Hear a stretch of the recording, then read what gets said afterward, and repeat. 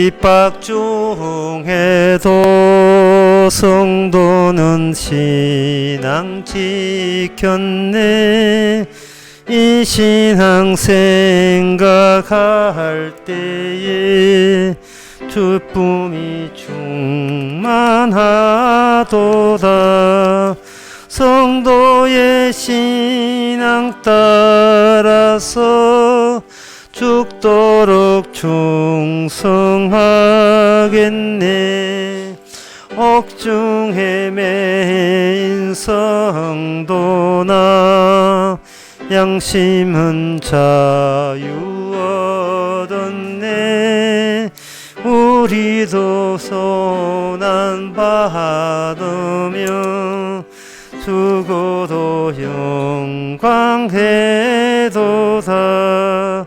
성도의 신앙 따라서 죽도록 충성하겠네.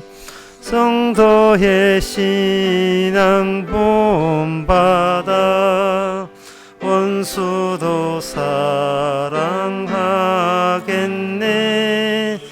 우현의 행실로 종이랑 전파하리라.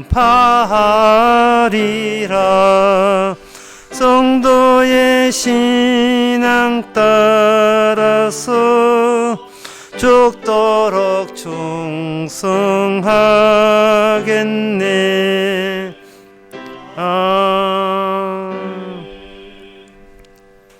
네. 이제 생각난다. 한 번 더 하겠습니다. 334장 334.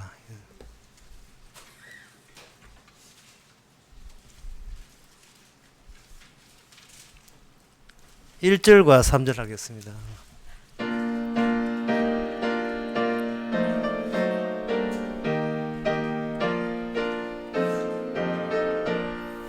아버지여, 이 죄인을 용납하여 주시고 아드님의 이름으로 구원하여 주소서. 아버지를 떠나간 지 벌써 오래되었고 길험에서 고난 몸이 이제 돌아옵니다. 나의 죄를 사하시려 주님 죽으셨으니 그 공로를 의지하여 주만 의지합니다. 아버지여, 용납하사 나를 품어주시고 주의 사랑 품 안에서 길이 살게 하소서. 아멘. 다 같이 묵도함으로 예배를 함께 드리겠습니다.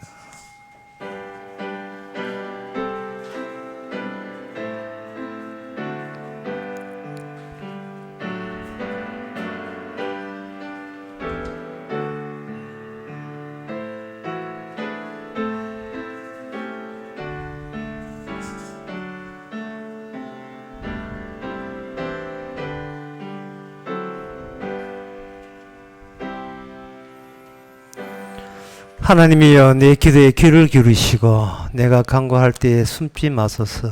내게 굽비싸 응답하소서. 내가 근심으로 편치 못하여 탄식하오니 이는 원수의 소리와 악인의 압제로 연곤이라. 하나님 아버지, 내가 사는 것 때문에 힘들지 말게 하시고 복음 때문에 주께 부르짖을 수 있는 그런 여건이 조성되게 하여 주시옵소서. 예수님 이름으로 기도합나이다. 아멘. 찬송가 342장 합시다.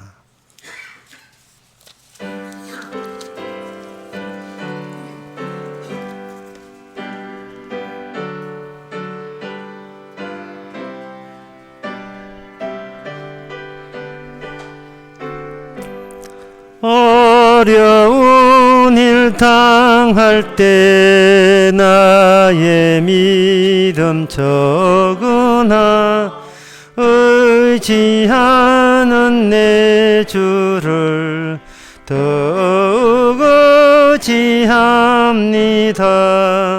세월 지나갈수록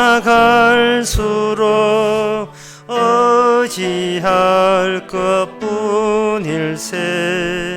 아무 일을 만나도 예수 의지합니다. 성령께서 내 맘에 밝히 비춰주시네. 인도하심 따라서 주만 의지합니다. 세월 지나갈수록 의지할 것뿐일세.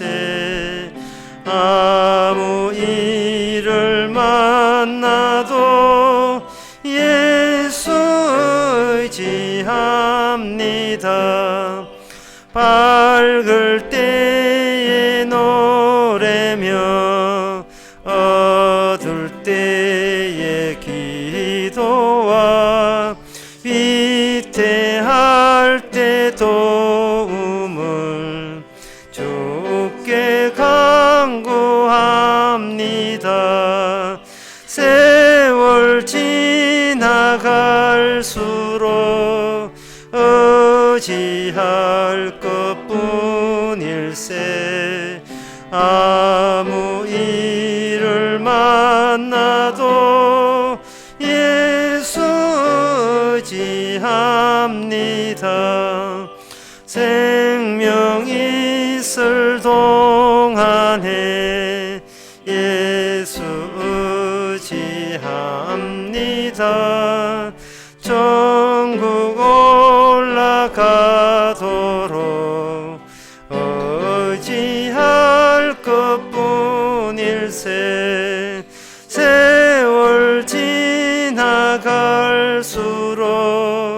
의지할 것뿐일세. 아무 일을 만나도 예수 의지합니다. 이 시간 기도하는 시간입니다. 기도의 제목을 말씀드리면, 우리가 세상에 나가서 복음 전하는 것은 공동묘지에다가 외치는 것과 똑같습니다. 아예 마음가짐과 태도가 죽었다 치고 복음 전해야지, 어떤 성과나 실적 같은 거, 나에 대한 호의, 이런 것은 아예 애초에 마음 먹지 말고, 이양 공동묘지 누구라도 전할 수 있다는 그런 여유만만해서 복음을 전할 수 있도록 다 같이 기도합시다.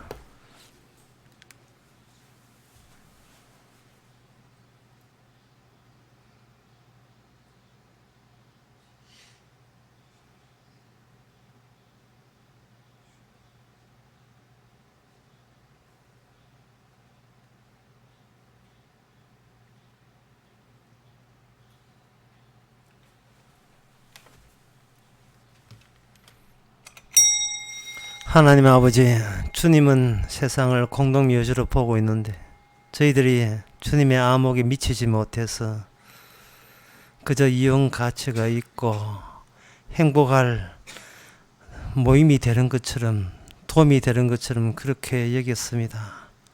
이용할 생각만 했습니다. 복음은 광고도 없고 자기 유리한 것만 처리했던 저희들, 주님의 안목과 같이 복음만 전할 수 있고, 혹시 그들이 깨어난다면 주의 성령의 역사로서 같이 기뻐할 수 있는 저희들 되게 하옵소서. 예수님의 이름으로 기도옵나이다. 아멘.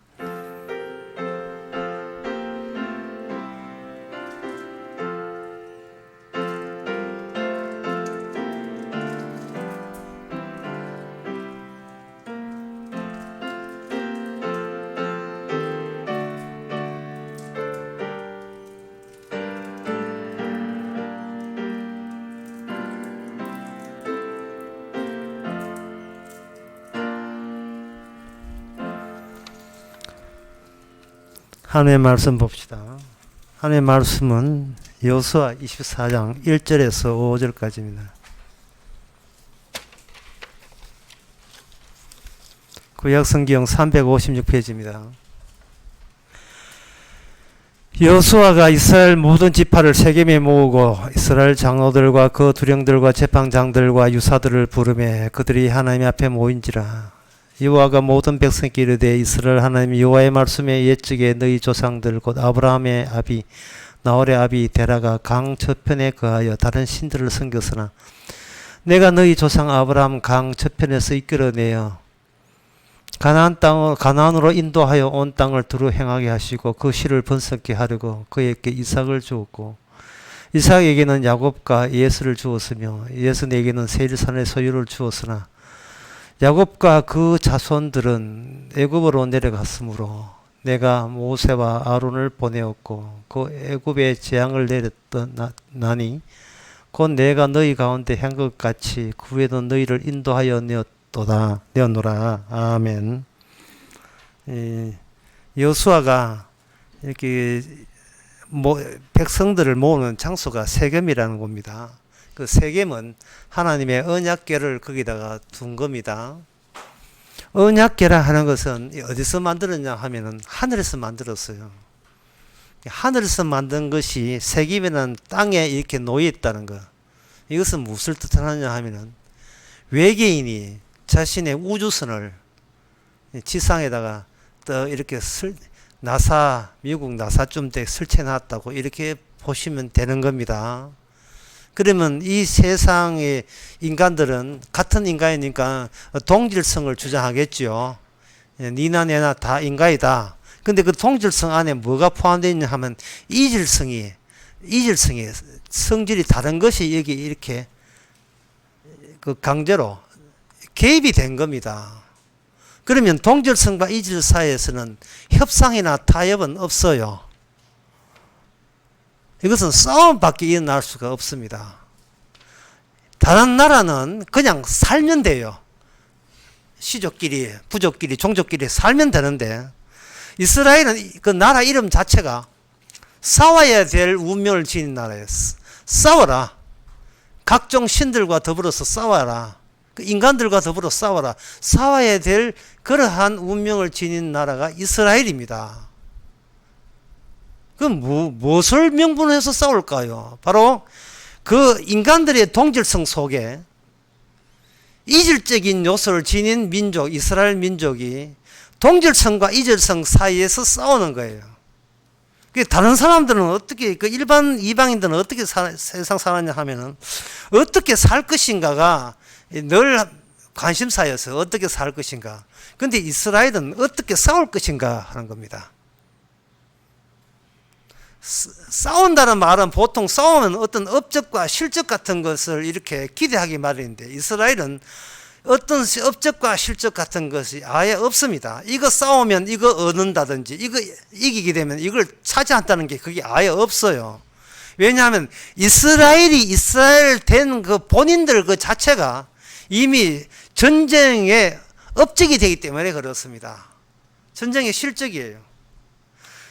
싸움이 없을 때는 이만큼 있는데 싸우고 난 뒤에 이거 2배나 얻었다. 이러면 싸울 마음이 들어요.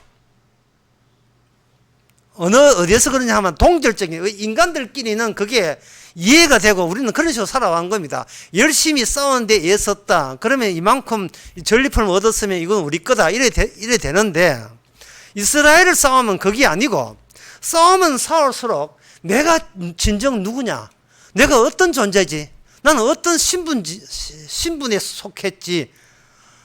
그게 본인이 싸울 때는 동질성으로 싸우다가 나 혼자 싸움을 하면 할수록 내가 적과 내가 이질적인 신분자고 이질적인 존재라는 것을 감이 오를 때 그 자체가 싸움의 결과고 싸움의 그 업적입니다. 이 싸움의 결과의 극한적인 모습은 뭐냐 하면 바로 예수님은 이 땅에서 목수의 아들로 태어났으면서도 자꾸만 주장합니다. 나는 땅에서 태어나지 않았다. 내가 태어난 것은 하늘에서 태어났다. 너희는 땅에 속하고 나는 하늘에 속했다. 요한복음 8장에 나온 이야기입니다.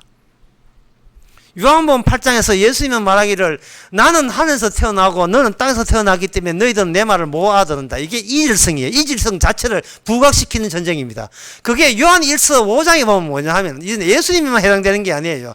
너희들은 하늘에 속했고 너 말고 나머지는 땅에 속했다. 이렇게 돼요. 그게 하나님의 전쟁의 마감이고 그 결과입니다. 제가 좀 이야기하면 여러분 또 질문하고 싶을 거예요. 그래 하늘에 속한 건 좋은데 우리 어떻게 살까요? 또 이래 나올 거예요. 방금 이야기했잖아요. 하늘에 속한 사람은 어떻게 살까요? 라는 말이 아니라 무엇과 싸울까요? 우리의 적은 누굽니까? 그 싸움은 우리 인생이 끝날 때까지 다 멈추지 않습니다. 사도 바울은 말하기를 내 달려갈 길을 다 달릴 때까지 싸운다 했어요. 그 어떤 싸움이냐? 선한 멸류관을 놓고 사는 싸움이에요. 천국이 있음을 알리는 싸움이었습니다. 자기의 영달이나 자기의 생계나 자기의 수명을 누리기 위한 싸움을 하지 않았어요. 물론 사도 바울도 그 당시에 그 국민연금이라든지 보험이 있으면 아마 들었을 겁니다. 예, 그런 것까지 마다할 필요는 없어요. 그런 육적인 싸움이 아니기 때문에 예, 보험 들 거 다 들고 아마 사도 바울이 차 있었으면 예, 기본 보험은 동부 화재 들었을 거예요. 그런 시시한 것 가지고 이질성이 아닙니다. 전 차이를 모르는데 이질성인 거. 전혀 차이 나지 않는데 예, 하는 모든 그 지향성이 차이 날 때 그런 것이 바로 이스라엘의 특징이에요. 제가 말하면서도 참 어려운 말을 했다라는 생각을 제가 어떻게 지울 길이 없네요. 그런데 이게 어려운 말 제가 그렇게 일부러 지어내면 제가 안 그래도 나쁜 놈이지만 나쁜 놈 맞아요. 하지만 성경 자체가 그렇게 그냥 넘어갈 수 없는 책이에요. 출애굽기 15장에 대해서 여호수아가 이야기했는데 출애굽기 15장의 6절에 보면 이렇습니다. 오늘 본문에 여호수아가 이야기한 것을 다시 창세기로 출애굽기로 민수기로 다 돌려가서 다 대조해 봐야 돼요. 그래야 여호수아가 어떤 취지로 이야기했는지를 알 수 있습니다. 결론부터 말씀드리면 여호수아가 과거에 창세기 출애굽기 쭉 이야기해놓고 창세기 12장 아브라함 이야기부터 해가 출애굽기 이야기해놓고 마지막 결론은 뭐냐면 그래서 언약궤다. 언약궤가 우리를 구원한다. 지금 그 이야기하고 있는 겁니다. 그러면 출애굽기에 거기 6절에 보면 이런 말씀이었습니다. 한번 들어보세요. 이게 얼마나 어려운 말인지. 저는 어렵게 느꼈습니다만 여러분들은 어떻게 느끼는지 한번 들어보세요. 여호와여 주의 오른손이 권능으로 영광을 나타내시나이다. 여기서 제가 어렵다는 대목이 주의 오른손이에요. 주의 오른손. 이게 무슨 뜻일까요? 주의 오른손에 꽤 능력이 나온다. 이게 무슨 뜻일까요? 왜 주님의 왼손은 왜 안 들고 주님의 어퍼커트는 왜 안 들고 주님의 오른팔은 왜 오른 다리의 킥은 왜 안 되는 겁니까? 왜 주님의 오른팔이냐? 주의 오른손 오른팔이냐 하는 겁니다. 주의 오른손이 등장함으로써 같이 병행해서 등장하는 게 뭐냐면 바로 원수가 등장해요. 그러니 이거는 이래 되면 정말 이거는 난해하다는 말도 모자랄 정도 더욱더 난해하게 들어가 버립니다. 제가 아침에 설교한 것처럼 교인들이 교회에 올 때는 하나님한테 얻어 챙기려고 오는 거예요. 그러나 막상 성경을 보게 되면 얻어 챙기고 자시고 할 거 없어요. 계속 깊숙이 들어가 버립니다. 언제 얻어 챙기려고 하는 나 자신도 언제 사라져 버려요. 말씀 속에 들어가 버리면. 내가 여기 있고 하나님께 기도해서 얻어내버리면 나는 계속 내 자의식이 남아있는 거예요.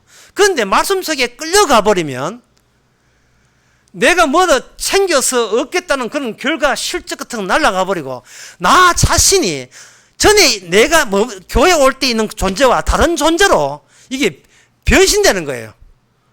전에는 내가 뭔가 시도해서 얻어 챙겨서 이 자리까지 오게 만들겠다 하다가 나중에 말씀 듣게 보면 내가 원치 않은 다른 자리가 내 자리가 되어버린 이질성을 내가 느끼게 되는 거예요. 내가 어떡하지 이곳까지 왔지? 그러면 내 챙기는 것은 그 챙기는 자체가 그거는 용납이 안 되는 거죠. 주께서 만들어낸 결과물이 내가 되니까. 지금은 그 여호수아가 그걸 이야기하는 거예요.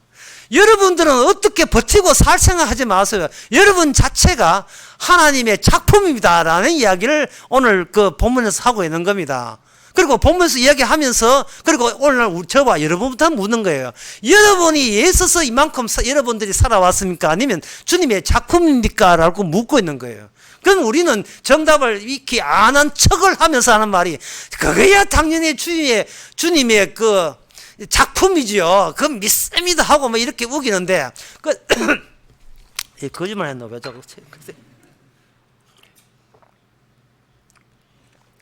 그러면 그때까지 갈 때까지 도중에 변화된 게 있습니까? 라고 물어보면 변화된 게 항상 교회 할 때는 하나님 걸 얻어가지고 내 것 만들기 위해서 나는 버티기 위해서 왔는데 어느새 가다 보니까 달라졌다면 어느 대목에서 달라졌고 어떤 식으로 노선 변경이 일어났냐 말이에요. 제가 한 질문을 할 테니까 여러분 속으로 답변해 보세요. 별이 빛나는 밤에서 별이 중요합니까? 밤이 중요합니까? 별이 빛나는 밤에 별이 중요해요? 밤이 중요하겠습니까? 누가 들어도 여기서는 밤보다 별이 더 중요하다고 여기는 겁니다. 그러나 성경은 반대로 합니다. 밤이 별을 빛나게 만들었다고 하는 거예요. 환경이 그 인간을 다른 인간으로 바뀝니다. 그러면 환경이 새로운 낯선 이질적인 환경이 우리를 덮쳐야 되죠. 만약에 내가 내 자아를 고집한다면 우리는 그 어떤 환경에서 우리는 밤의 중요성을 모르고 내 별이 별답게 되려고 고집을 하게 돼 있어요. 그러면 전혀 노선병이 일어나지 않습니다. 교회 10년 다녔다, 20년 다녔다, 하나님께 기도해서 이만큼 얻었다, 나 잘 믿지요. 이래 버려요. 그거는 변화된 게 아니에요. 내가 노리고 있는 바를 내가 획득했을 뿐이죠. 그거는 그거는 그 자체가 뭐냐 하면 하나님의 원수예요. 성경에는 성경에서 이스라엘이 구원받았다, 홍해를 갈라졌다. 여러분 궁금하지 않던가요? 하나님의 홍해를 갈라질 때 하나님의 어디서 나온 힘이 홍해를 갈라지게 했을까? 여기에 관심을 둬야 되네. 별이 빛나는 밤에서 밤이 어떤 효과를 했기 때문에 별이 빛나는 그 생각 안 하고 그들은 이스라엘 히브리인들은 용감하게 바다가 갈라진 뒤에서 애국 군사가 오는데도 불구하고 그들은 용감하게 갈라진 그 바다 가운데로 통과했습니다. 믿음으로 통과했다는 거예요. 그게 뭐가 힘든 겁니까? 갈라진 땅다리 뒤으면 되죠. 여기 뭐 그 미역 다시마 이렇게 그거 보면서 예? 그냥 가면 되지. 그게 뭐가 힘들어요? 우리가 질문한 것은 하나님의 응답으로 이렇게 내 인생이 수월하게 진행되군요. 이런 이야기 하게 되면 그거 하라고 하는 건 동질성이에요. 옛날 동질성이라고요. 주님 왜 저를 이렇게 몰아넣습니까? 이런 질문 자체가 바뀔 때 그 인간이 바뀌었다 이렇게 이야기할 수 있습니다. 질문 자체가 나 하나님 믿고 무슨 어떤 이익을 얻었습니까? 이런 질문 자체가 이제는 끝나야 돼요. 왜 주어진 환경이 내가 원치 않는 환경이어야 됩니까? 홍해 이야기 여기 오늘 본문에 홍해가 이야기하니까 홍해 이야기가 나옵니다. 애굽 땅에서 건져 놓았다 하는 이야기 나오잖아요. 그럼 다시 이야기하겠습니다. 홍해. 이 홍해를 건너가면서 두 발 있으니까 건너갈 수 있어요. 아마 그때 휠체어 탄 사람 같으면 휠체어 막 굴리면서 막 또 통과했을 거예요. 문제는 왜 이런 일이 예상치 않은 일이 왜 일어나야 됩니까 하는 거예요. 왜냐하면 조금 전까지는 뒤에는 애국 군사가 따라오고 앞에는 물이 있어가지고 우리는 다 죽었다고 모세를 원망했던 것이 그들이 본색이 드러났거든요. 우리는 하나님의 하는 일에서 어떤 입장이냐 하면 원망 외에는 나올 게 없는 입장이에요. 근데 이게 여러분들이 원망을 하든지 하나님의 불평을 할 때는 여러분 다행스럽게 여기시기 바랍니다. 그걸 하나님의 장애라고 이야기하는데, 어떤 일이 장애가 일어나면 그 일 중심으로 모든 일이 스톱이 되고 모든 관심은 장애가 왜 일어나는가에 쏠리게 돼 있어요. 내가 하는 일이 막혔을 때에 지금껏 내가 신경 쓰는 것이 중지를 하고 그 일에 집중하게 돼 있습니다. 그 방법을 누가 사용하느냐? 하나님이 사용하시는 거예요. 자, 예를 들면 제가 하나님 믿겠습니다. 어떤 유대인이 성경을 보다가 이제 감동을 받아가지고 이제부터는 여호와도 믿지만 이제부터 삼위일체를 받아들이고 예수 믿겠습니다 하는 그 순간, 예수 믿는 그 말 고백이 그게 뭐냐면 하나님의 십자가 앞에서 그 장애 요소가 되는 겁니다. 오실 메시아가 예수인 줄 저는 인정하고 믿겠습니다. 자기 딴나 한 건수 건진 걸로 생각하죠. 야, 내가 예수를 몰랐으면 난 지옥 갈 뻔했는데 예수님의 십자가 피 때문에 내가 천당하게 됐구나. 나는 살았다. 정말 교회 오고 복음 들었던 보람 같은 걸 느끼거든요. 그것은 뭐냐면 내가 구원받고자 하는 질문을 던진 데 대해서 주께서 해답을 준 게 되기 때문에 이거는 어떤 노선 변경이 일어나지 않았어요. 내가 원하는 것을 하나님을 채워줬으니까 이 사이에는 어떤 장애 요소가 없어요. 지금 내 말 알아듣는 이야기인지 지금. 그럼 잠시 논리를 멈추고 쉬운 예를 들겠습니다. 야, 이게 참 어려운 이야기라서. 그러면 이건 어떠세요? 한번 들어보세요. 위층에서 트래블린 애들 풍풍 뛰는 거 있잖아요. 그걸 뛰고 있더라 말이죠. 뛰고 있으니까 아래층에 있는 아저씨가 참다 못해가지고 올라갑니다. 아래층에서 그 위층 그 소음 때문에 쿵쿵거리니까 좀 그 애 어른 보고 이야기했어요. 좀 조용해 주세요. 이거는 누구나 이야기할 수 있고, 이거는 장애 요소 아닙니다. 이거는 약간의 지성이 있고, 이성이 있으면 누구나 할 수 있는 거예요. 근데 뭐가 장애 요소냐 하면은, 쿵쿵거리니까, 올라가니까, 그 아빠도 있고, 엄마도 있고 있는데, 그 밑에서 쿵쿵거리는 소리 듣고 화가 난 그 사람이, 아빠, 엄마 보고 말로 하는 것이 아니고, 쿵쿵 뛰고 있는 애 보고, 엄마, 아빠 보는 데서 애 보고 때렸다면, 이거는 상식을 넘어서는 짐승받도 못한 일이 되지요. 애를 때려버리는 거예요. 그러면 그걸 자기 눈에 보는 데서 자기 애가 어른한테 얻어맞았을 때 물론 그 쿵쿵거리는 소리를 낸 장본인은 애 맞아요. 어른이 그런 짓 안 하니까. 그렇다도 어른이 있는데 부모가 있는데 부모 눈앞에서 코앞에서 애를 뗀다는 것은 이건 인간으로 이건 있을 수 없는 일이잖아요. 그렇지요? 그러면 지금 오늘 본문 돌아가 봅시다. 여호수아가 말하기를 하나님께서 우리 조상 아브라함을 끄집어낼 때 그때 이방 신을 섬겨서 신을 섬겼다 이 말이죠. 신을 섬기는 것은 인간으로서 신에게 제사 드리고 신에게 바르게 살라고 애쓰는 거, 그거는 자연스럽고 신이 믿는 이상은 신의 말씀에 순종하는 것은 당연한 거예요. 이건 아무 이상한 장애 요소 없어요. 그런데 하나님께서 아브라함을 때린 것이 아니고 아브라함이 사랑하는 이삭을 때려버리면 그것도 남이 때린 게 자기 아버지가 스스로 자기 하나밖에 안 나, 그것도 둘이지 마라. 하나밖에 아들을 이거 잡아 세물로 받아 죽인다면 이거는 인간의 모든 이성과 상식과 모든 통념을 뛰어넘는 장애 요소가 되는 거예요. 쉽게 말해서 너는 하나님 못 믿는다는 이야기입니다. 네가 믿을 수 있는 재주는 다 퍼내봤자 네가 이걸 넘어설 수 있어? 하나님은 때려도 나를 때리지 왜 내 애를 잡습니까? 내 애를 죽입니까? 예? 아니 시끄러우면 나보고 이야기해야지. 와가지고 내 하나밖에 귀한 내 아들을 왜 때립니까? 똑같은 거예요. 이런 충격입니다. 바로 이게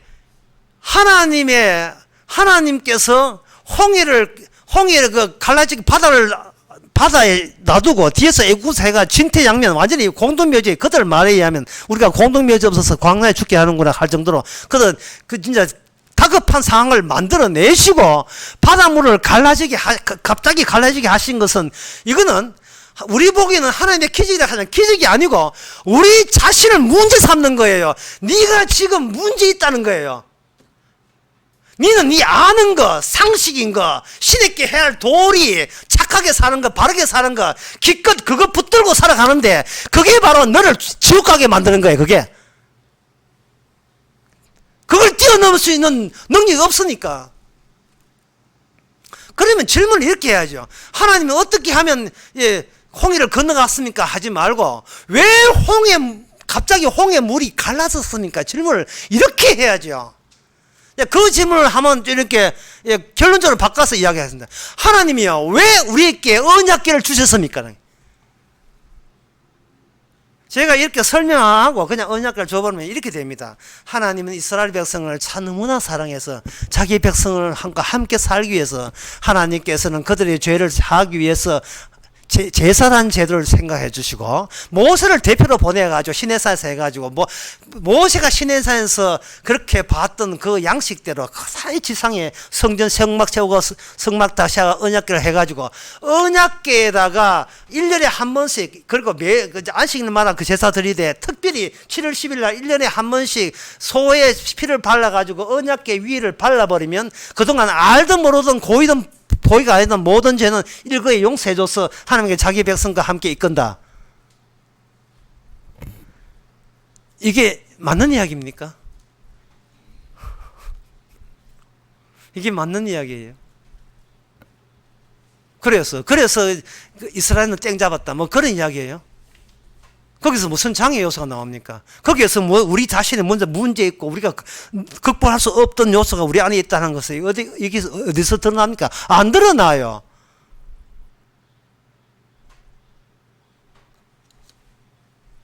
언약궤 준비해가지고 용서해가지고 그럴 수 있겠네. 그 아이디어 괜찮네. 우리 죄를 대신해서 안수해가지고 이 죄를 양을 잡아서 대신 옮겨가면 우리는 죄가 없고 그건 납득되네. 이렇게 되지. 그게 무슨 장애 요소입니까? 내 자신이 내 자신을 문제 삼을 이야기냐 이 말입니다. 우리는 자신에게 문제 있다는 걸 모르고 그냥 정보, 구원받을 모든 정보를 성경을 통해서 목사를, 소위 전문가라는 목사를 통해서 그거 주워 모으기에 급급했죠. 그래서 여호수아 말합니다. 23장 15절에 23장 16절에 만일 너희가 하나님 여호와를 내게 명한 언약을 범하고 가서 다른 신을 섬기면, 이 말을 왜 하느냐 하면은 너희들이 지금 동의하기는 믿습니다. 예, 잘하겠습니다. 여호수아님 사라져 돌아가셔도 우리는 걱정하지 마세요. 여호수아가 가르쳐준 교훈과 훈계 우리는 철두째 지킬 겁니다. 백날 이야기해도 너희가 누군지를 네가 모르고 있는 게, 네가 누군지를 결국 너희들은 배신할 것이다.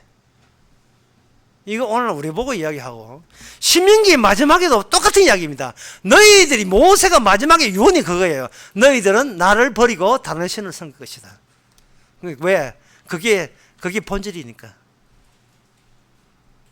자, 그러면 아까 이제 그 문제 이제 해결해야 되겠죠. 왜 주의 오른손, 왜 홍해가 어디서 나왔는가? 그건 주의 홍해가 그들이 이스라엘 백성을 살리기 위함이고 다른 데서 온 거예요. 주의 오른손에서 나왔다 이 말이죠.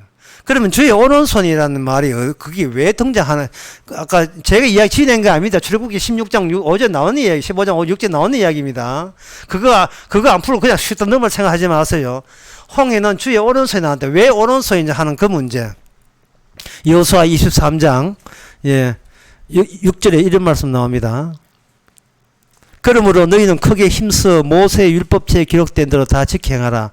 그것을 지켜 좌로나 우로나 치우치지 말라. 여기 좌로나 우로나 치우치지 말라는 말씀 나오죠.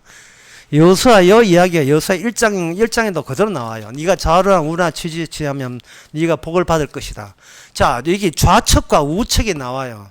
좌측과 우측이 나오는데 왜 하나님께서는 이 좌측과 우측이라는 이러한 오른손으로 하고 왼손이 아니고 오른손으로만 해필 오른손으로만 구원하느냐 이 말은 이렇게 보시면 되는 겁니다. 여러분들이 남태평양에 가서 헬리콥터 가지고 타고 여행을 한다 칩시다.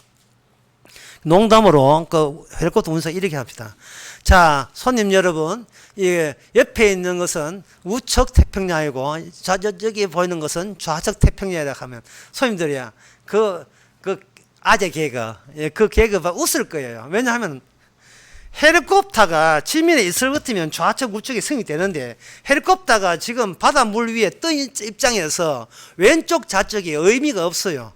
분리되기 때문에 왼쪽이 좌측에는 헬리콥터 바로 밑에는 전부 다 동일한 거예요. 동일함이거든요. 말이 어렵게 해서 죄송합니다. 예수님이 와버릴 때 사람들은 예수님이 우리하고 똑같은 인간을 본 거예요. 예수님이 주님이 오른쪽이라는 사실을 모르는 거예요. 주님이 지상에서 두 발이 떼 있다는 사실을 모르는 거예요. 그리고 지상에 있는 인간은 아무리 손을 접을 하고 손을 해도 주님이 떠 있는 주님의 세계에 도달될 수 없는 그러한 장애적인 요소가 있다는 것을 예수님이 아무리 이야기해도 모르는 겁니다. 예수님이 오는 것은 또는 이스라엘 백성의 여호수아에게 이 말씀하는 것, 또 출애굽기에 하나님이 동의한다는 것은 결코 이게 이전성과 동일성이 합체될 수 없다는 것을 강조하기 위해서 하는 거예요. 다시 말해서 밤이 별을 별되게 빛나게 해주는 거예요. 낮에는 별이 있어요. 없지만 별이 별답지를 못해요. 빛나지 않으니까. 하나님께서 밤을 줌으로써 별이 빛나는 밤이 되게 하는 거예요.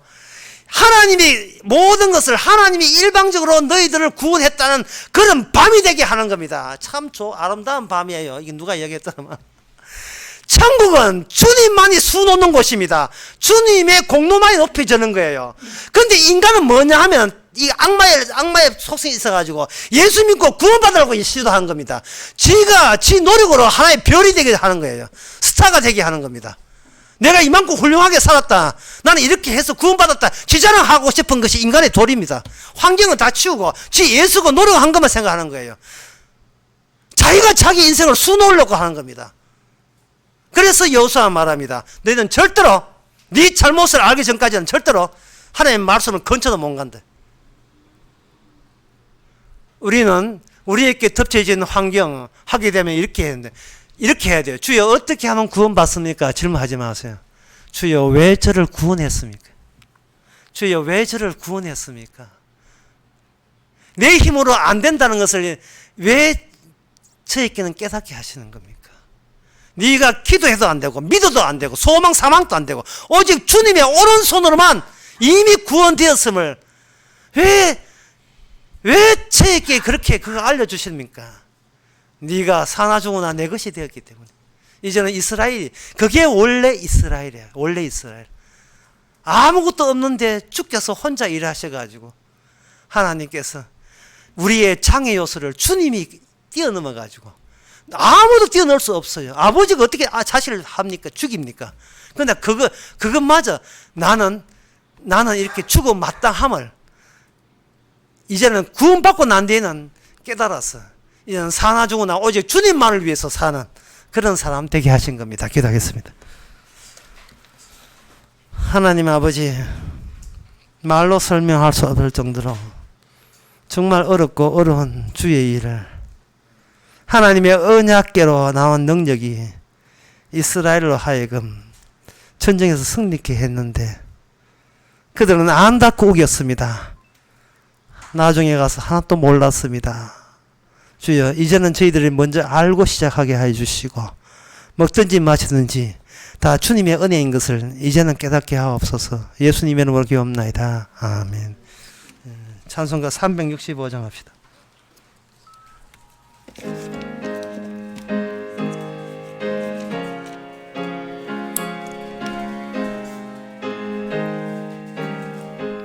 내 주의 지신 십자가 우리는 앉을까 네게나 있는 십자가 내게도 있도다. 내 몫에 태인 십자가 늘 지고 가리다. 금혈유관을 쓰려고 저 천국 가겠네. 저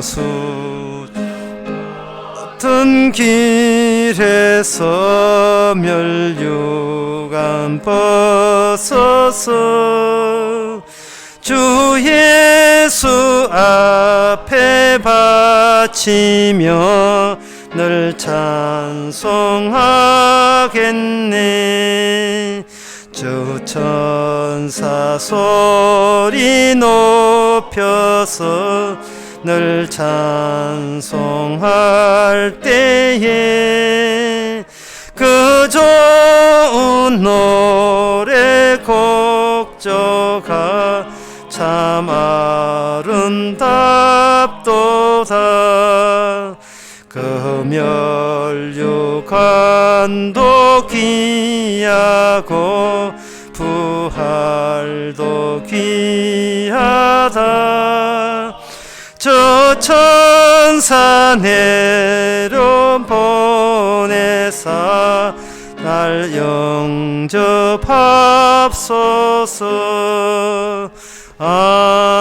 아멘. 기도합시다. 지금은 우리 주 예수 그리스도 은혜와 하나님의 크신 사랑과 성령의 충만하심이 우리 자신에게 일어난 모든 일이 내 일이 아니고 주께서 주신 환경인 것을 깨달은 모든 성도에게 주 이름으로 축원하나이다. 아멘.